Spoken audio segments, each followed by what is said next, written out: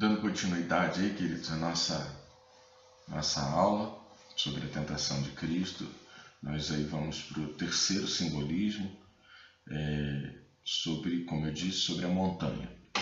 Mateus capítulo 4, versículo 8, vai dizer assim: em seguida o diabo levou até um monte muito alto e lhe mostrou todos os reinos do mundo e sua glória. Eu lhe darei tudo isto, declarou, basta ajoelhar-se e adorar-me. Saia daqui, Satanás, disse Jesus, pois as Escrituras dizem, adore o Senhor seu Deus e sirva somente a Ele. Então o diabo foi embora e anjos vieram e serviram Jesus. Esse terceiro aspecto, a montanha, é muito interessante, porque fala da questão política.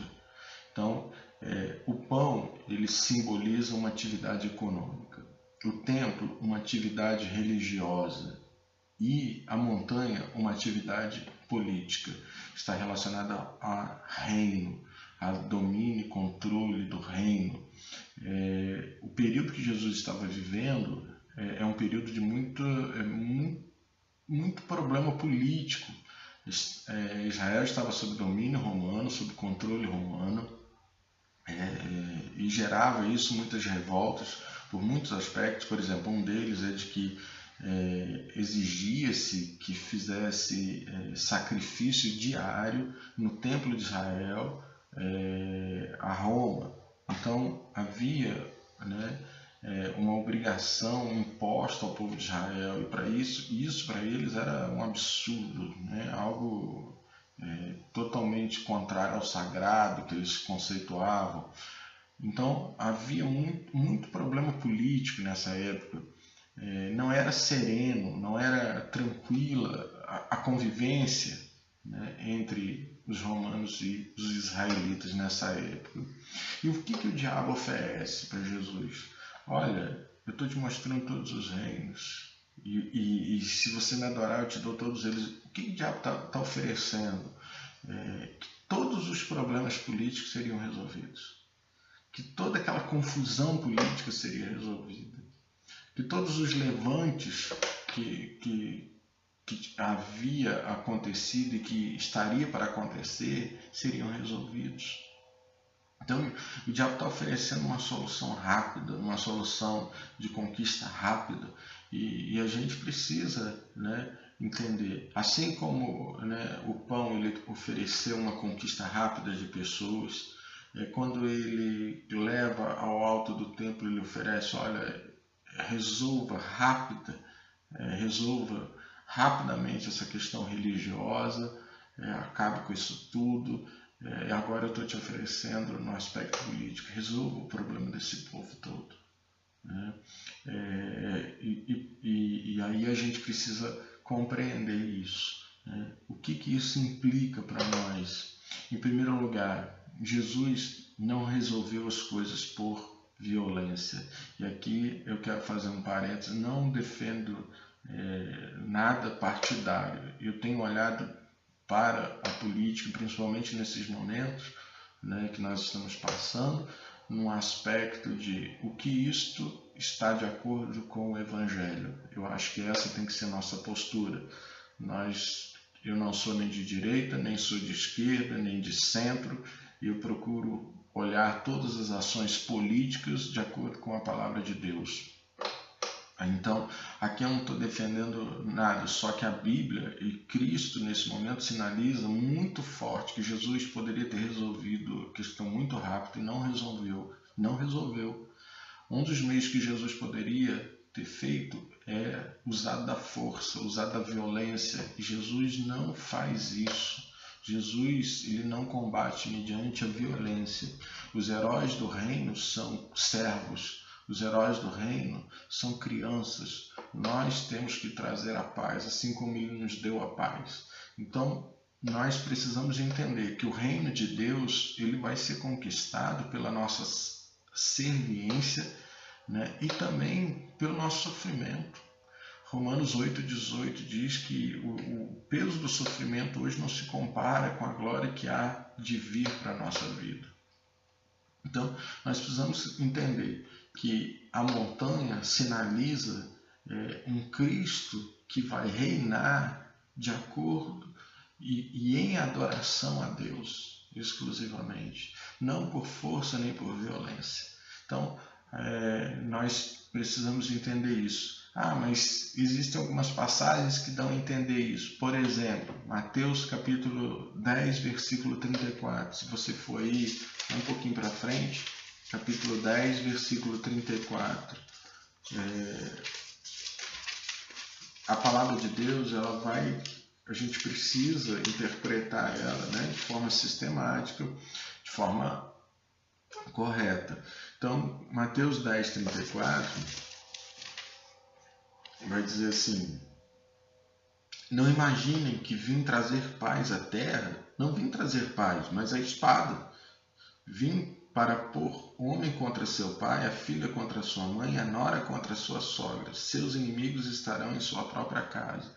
Sabe, se você usar esse texto fora do contexto, você vai falar que Jesus está trazendo a força física mesmo, está mandando a gente pegar em espada, né? Mandando a gente resolver o problema do reino com a violência.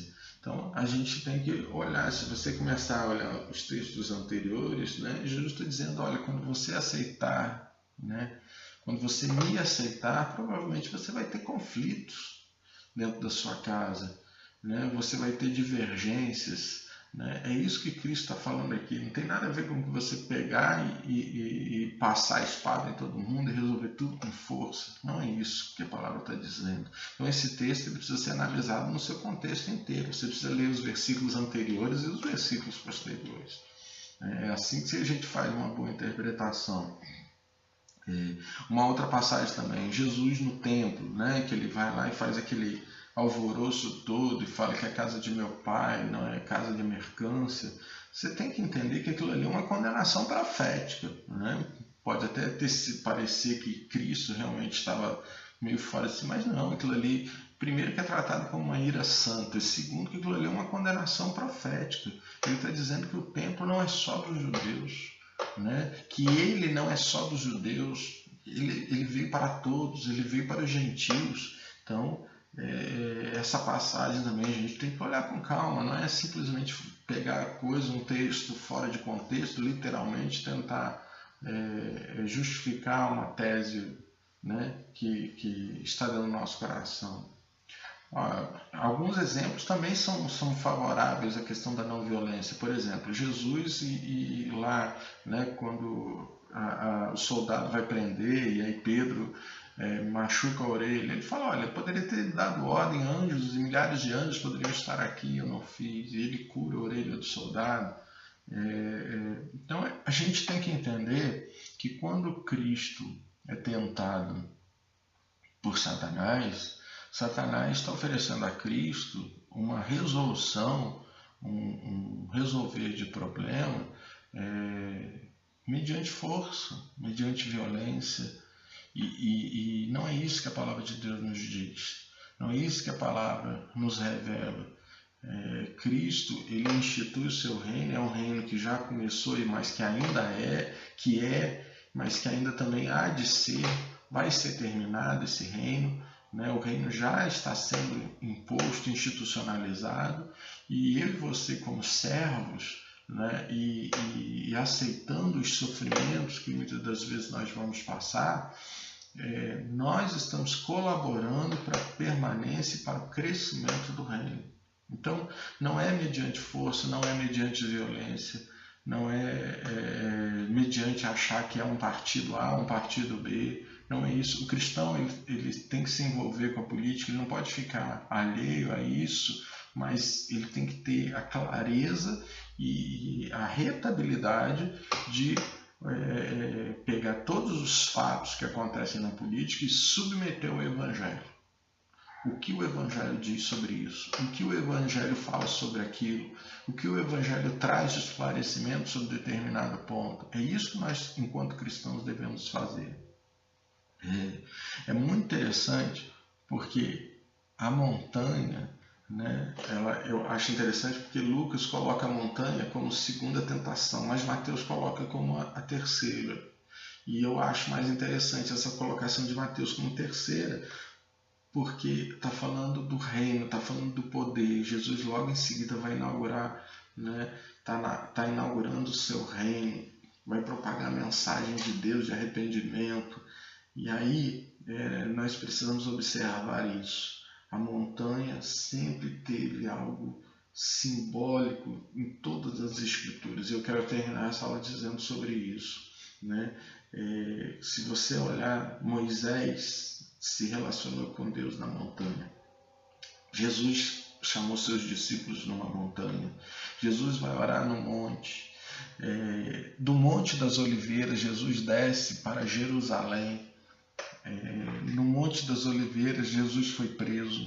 Jesus, ressurreto, aparece em uma montanha na Galileia.